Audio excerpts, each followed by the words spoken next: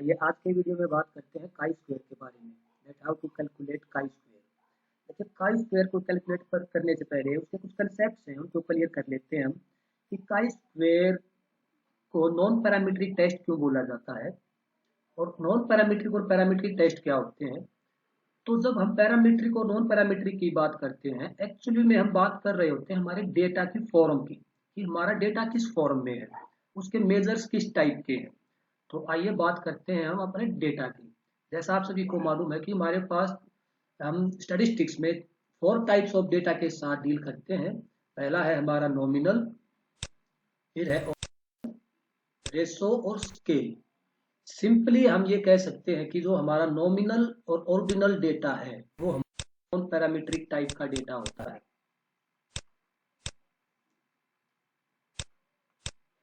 जब भी कभी आप नॉमिनल या ऑर्डिनल डेटा से डील करोगे तो आपको यूज करने होंगे नॉन पैरामीट्रिकल स्टैटिस्टिकल टेस्ट। उसके बाद है रेशो और स्केल, जो कि हमारे पैरामीट्रिक के अंदर आते हैं। अब देखिए पैरामीट्रिक और नॉन पैरामीट्रिक में एक डिफरेंस और भी है। जो हमारा पैरामीट्रिक होता है वो बेस्ड ऑन सम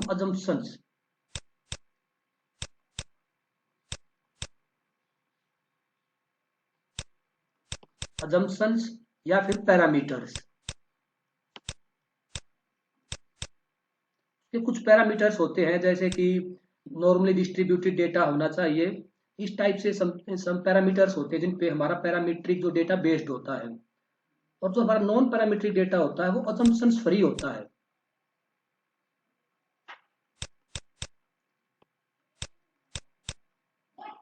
ये अजम्पशंस फ्री टेस्ट होते हैं, डेटा होते हैं। तो इन पर हम बिना किसी अजम्पशंस को पता किए डायरेक्टली हमारा स्टैटिस्टिकल टेस्ट जो है वो यूज कर सकते हैं। जबकि पैरामीट्रिक पर हमें ये पहले अजम्पशंस पूरी करनी होती है, उसके बाद हम हमारा टेस्ट यूज करते हैं। तो आइए अब बात करते हैं एक सम के बारे में। ये एक सम है जिसमें एक सर्वे किया गया है कि रूरल एरियाज के अंदर किस स्पोर्ट्स को ज़्यादा लाइक किया जाता है। तो उसके रिगार्डिंग सम रिस्पॉन्सेज लिए गए हैं। तो बास्केटबॉल में रिस्पॉन्स दिया 24 ने, क्रिकेट के रिस्पॉन्सेज आए 34 और हॉकी के हैं 22 और कबड्डी के हैं 40। इस तरह से टोटल 120 सैंपल्स का डेटा लिया गया है, जिसके डिफरेंट ये ऑब्जर्वेशंस आई है हमारी। अब बात करते हैं हाइपोथेसिस की। तो इस रिगार्डिंग नॉन पैरामीट्रिक में हमारी हाइपोथेसिस किस टाइप की होगी। तो हाइपोथेसिस इस केस में क्या बनी, हमने नल हाइपोथेसिस यूज की है। There should be an equal occurrence of responses. जो हमारे रिस्पॉन्सेज है उनकी जो ऑकरेंस है वो इक्वल है। हम हाइपोथेसिस नल हाइपोथेसिस लेके चल रहे हैं। तो आइए अब हम अपनी हाइपोथेसिस को टेस्ट करते हैं with the help of chi square test. तो काई स्क्वायर का जो हमारा फॉर्मूला होता है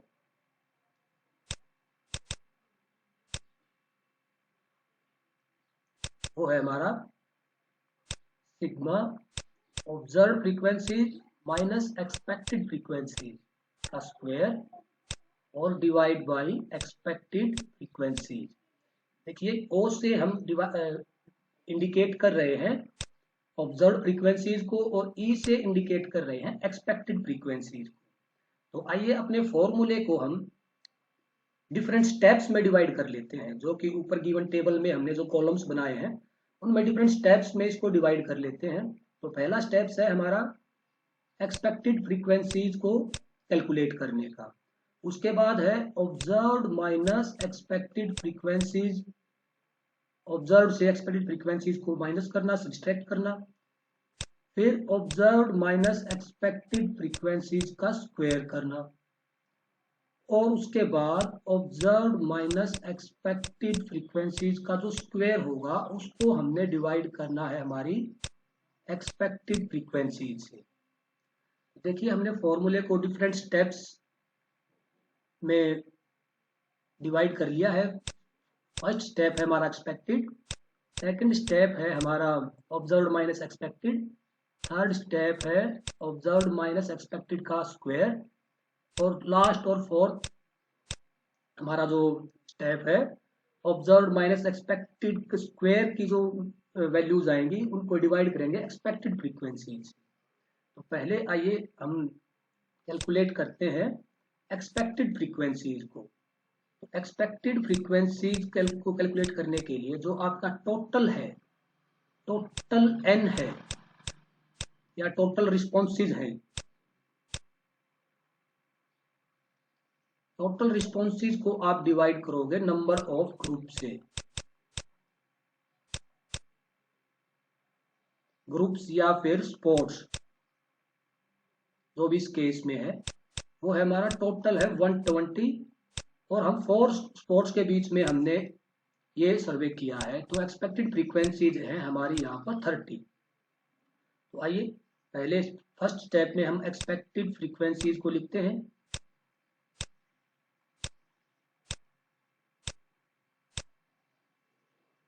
अब एक्सपेक्टेड फ्रीक्वेंसीज से आगे सेकंड स्टेप है हमारा observe minus expected frequencies. Observe minus expected 24 minus 30 minus 6 plus 4 minus 8 और प्लस 10। अब जो हमारा नेक्स्ट स्टेप है वो है हमारा स्क्वायर। तो 6 का आपने स्क्वायर किया तो 36, 16, ये 64 और ये 100।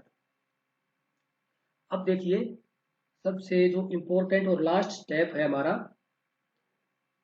Observed frequency minus expected frequency का स्क्वायर आया है, मतलब जो ये वैल्यू आई है यहां से, इसको डिवाइड करना आपको एक्सपेक्टेड फ्रीक्वेंसी से। मीन्स 36 ऑन 30 ये आएगा आपका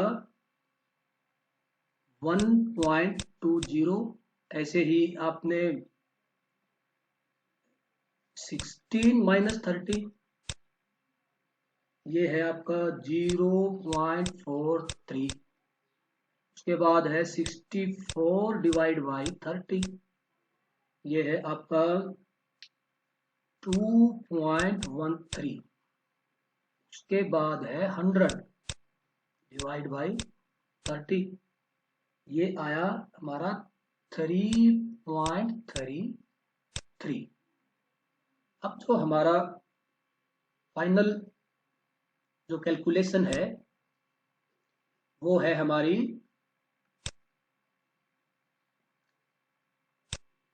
सिग्मा ऑब्जर्व माइनस एक्सपेक्टेड का जो स्क्वायर है, इसको डिवाइड करने के बाद एक्सपेक्टेड फ्रीक्वेंसी से। तो जो ये वैल्यूज आई है हमारी, यहां से लेकर यहां तक की जो भी वैल्यूज आई हैं इनको हमें सम करना है। 1.20, 0.53, 2.13 और 3.33 इन सभी को हमें ऐड करना है यहाँ पर। तो जब आप इनको ऐड करोगे तो ये सम आएगा आपका 7.19। अब देखिए हमारे जो काई स्क्वायर की वैल्यू है, जो हमारे काई स्क्वायर की वैल्यू है वो आई है 7.19। काई स्क्वायर तो हमने कैलकुलेट कर लिया। अब जो हमारी हाइपोथेसिस थी, वो एक्सेप्ट हुई है या रिजेक्ट हुई है, अब इसके बाद इसको देखते हैं हम। इसको देखने के लिए आपको डिग्री ऑफ फ्रीडम भी कैलकुलेट करना होगा। और डिग्री ऑफ फ्रीडम आपके जो नंबर ऑफ जो स्पोर्ट्स हैं, ग्रुप्स हैं, ग्रुप -1। तो हमारा इस केस में ग्रुप्स थे हमारे 4 -1, तो डिग्री ऑफ फ्रीडम है 4 -1, डिग्री ऑफ फ्रीडम है 3। आपको ये दोनों वैल्यूज याद रखनी होंगी। एक तो हमारा काई स्क्वायर 7.19 और डिग्री ऑफ फ्रीडम 3। तो इसको चेक करने के लिए आपको जो है इसकी टेबल देखनी होगी। और टेबल देखने के लिए हम नेक्स्ट स्लाइड पे जाते हैं। आगे देखिए हमारी जो काई स्क्वायर की वैल्यू थी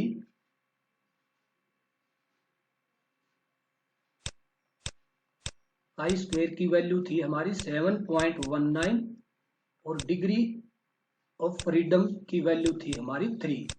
तो इन दोनों की सहायता से हम हमारी जो वैल्यू है उसको पता करेंगे कि वो सिग्निफिकेंट है या नहीं है। तो इसके लिए आपको डिग्री ऑफ फ्रीडम का जो ये आपको यहाँ पर मैं इसको सर्कल कर देता हूँ, यहाँ से हम फाइंड आउट करेंगे डिग्री ऑफ फ्रीडम जो कि है हमारा 3, और हमारा जो लेवल ऑफ कॉन्फिडेंस है वो है 0.50, सॉरी ये नहीं है 0.05। हम 0.05 लेवल ऑफ कॉन्फिडेंस लेके चल रहे हैं। तो जब इन दोनों को आप क्रॉस करोगे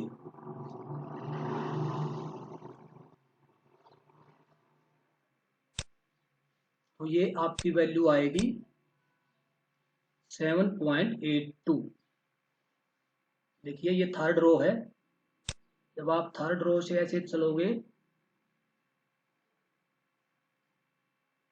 तो ये वैल्यू मिलेगी आपको 7.82। अब देखिए हमारी कैलकुलेटेड वैल्यू तो है 7.19 और टेबुलेटेड वैल्यू जो कि टेबल में दी गई है वो है 7.82।